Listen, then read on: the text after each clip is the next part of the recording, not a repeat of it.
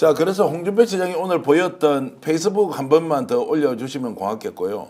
우리가 이제 이걸 집요한 게 아니라 상식적인 수준에서 접근해서 한번 분석을 해보자. 자, 그래서 조금 전에 최용희 씨가 자기 마음대로 2번 보냈다고 한다, 선물을.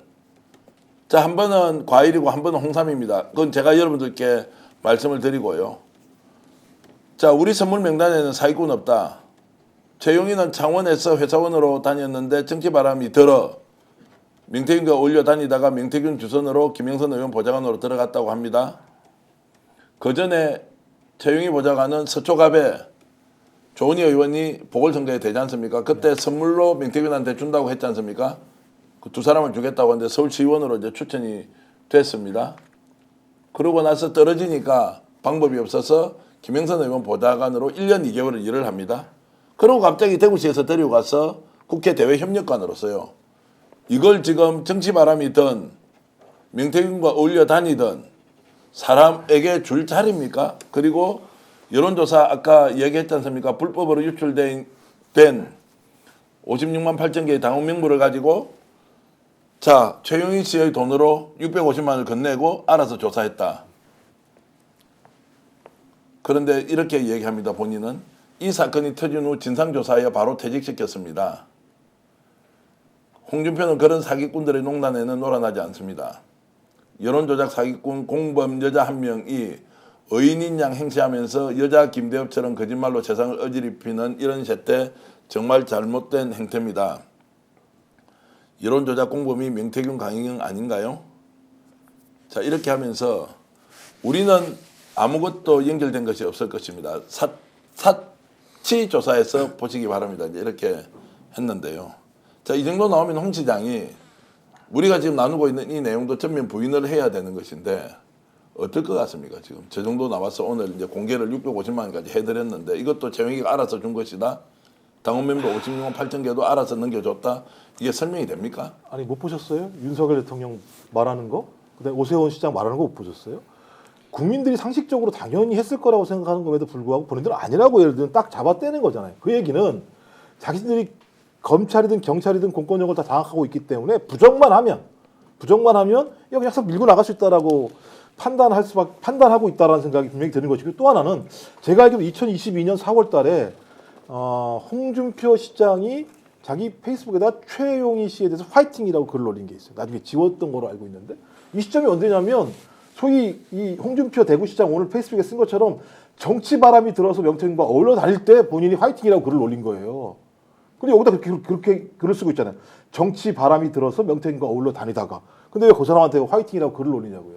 그러니까 제가 볼 때 알았다는 거거든요. 그러니까 이때까지만 하더라도 어떤 형태로든지 본인이 대선 경선에서 졌습니다만 소위 명태균과 최용희와 홍준표라는 사람은 서로의 관계들을 다 알고 있었다라고 우리 추정할 수밖에 없는 거예요. 그러면 지금 나와서 한 얘기들은 다 거짓말이고 본인이 꼬리를 자르거나 아니면 앞으로 닥칠 문제를 갖다 막기 위한 방편들을 만드는 거라밖에는 달리 설명할 방법이 없는 거죠. 이 SNS 그리고 스마트폰 시대의 이제 특징이 된 건데 이번에 전개되는 명태균 게이트의 모든 것은 녹취나 여러 증거, 그러니까 증거에 의해서 전개되고 있어요.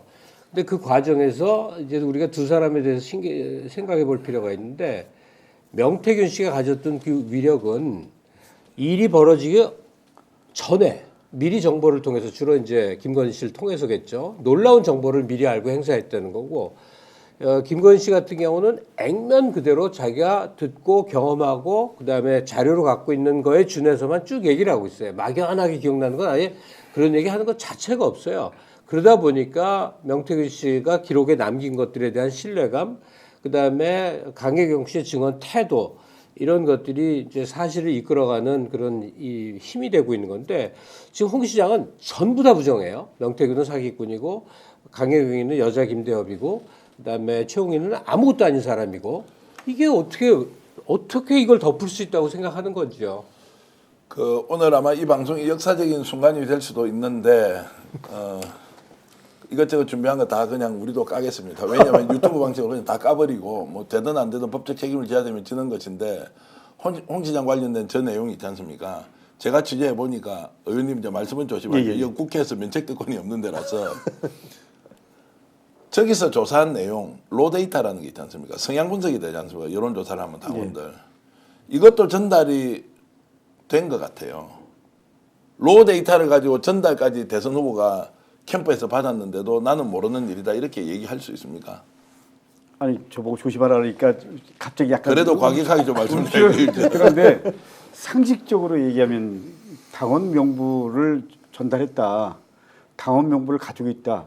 그 사람이 최고 실세고 최측근입니다. 예, 그건 확실하죠. 그럼요, 100% 확실합니다. 그러니까 선물을 전달하고의 문제가 아니고요. 대협력관이다 아니면 뭐 실장이다 이런 직급이 중요한 게 아니고요.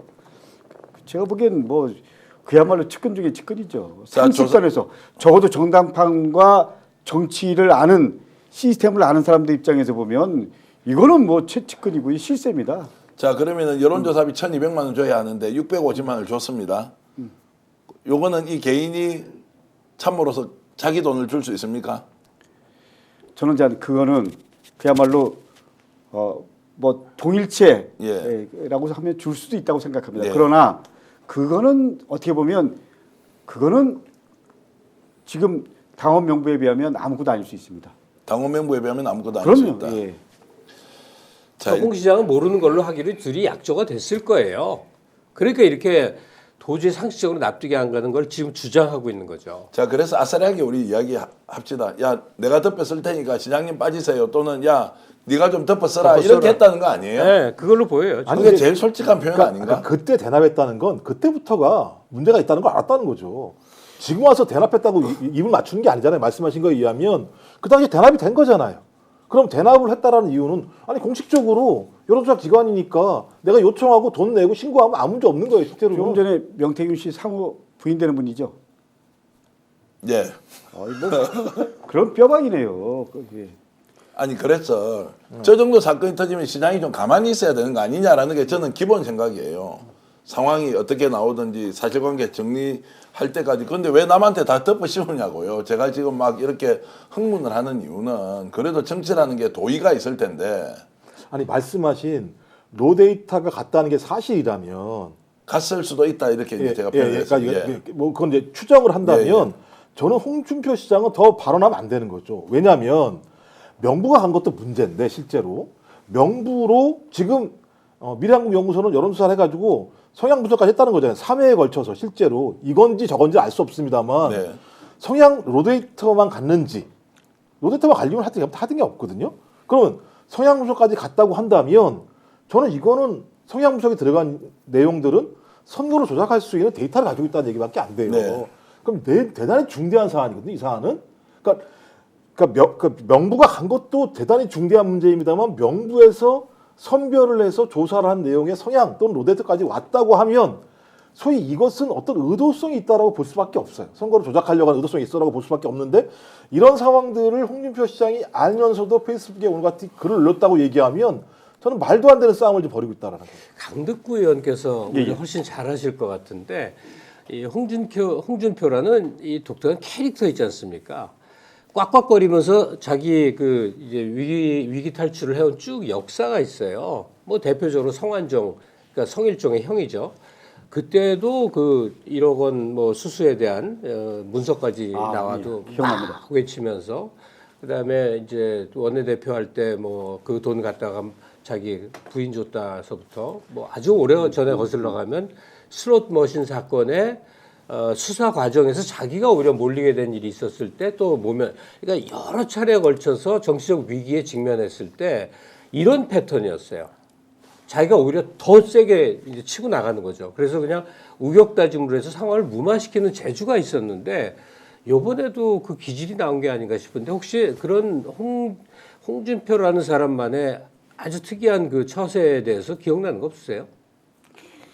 아니 홍준표는 그냥 뻔뻔하게 얘기를 하면서 그다음에 자기 주장, 자기 입장에서 마무리를 하는 거잖아요. 근데 저는 좀 전에 우리 김용호 박사님이 최영희 화이팅이라고 페이북에 올렸다고 그랬잖아요. 네. 그거는 아주 중요한 단서라고 생각합니다. 그거 삭제시켰을 거 아닙니까? 삭제시켜버렸어요. 그거 보건 가능하잖아요. 예. 저는 그거는 관계를 정확하게 딱 스스로가 인정한 거네요. 강제 수사를 해야죠. 그리고 좀 전에 말씀하신 대로 우리 성일종 형되는 성한종 경남기업 예. 그 유서에 나온 내용이잖아요. 그 부분이라든지 지금 원내대표 때 예를 들면 그 집안 살림에 보태 썼다든지 슬로모션 사건 이런 것들 보면 그냥 어떻게 보면 솔직하게 얘기하는 척하면서 자기 합리화를 하는 거잖아요. 이것도 일종의 그런 패턴 속의 하나의 글쎄, 범주로 놓을 수 있다고 저는 생각합니다. 스픽스는 말하는 언론입니다. 대세는 유튜브, 그중에서 스픽스. 좋아요, 댓글, 구독, 알림 설정. 여러분이 저희를 사랑해 주시고 우리가 여러분을 사랑하는 4가지 방법입니다.